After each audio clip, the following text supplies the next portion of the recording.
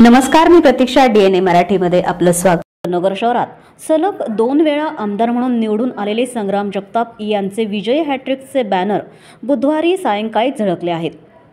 संग्राम जगताप यांची तिसऱ्यांदा आमदारपदी निवड झाल्याबद्दल शुभेच्छा असा उल्लेख बॅनर्स वरती करण्यात आलेला आहे. माळीवाडा परिसरात हे बॅनर लागलेत. या बॅनरवर आमदार संग्राम जगताप यांचे समर्थक अविनाश तात्या घुले यांचा फोटो असून निकाला आधीच विजयाची त्यांना खात्री असल्यानं बॅनर्स झळकल्याचं दिसून आलंय.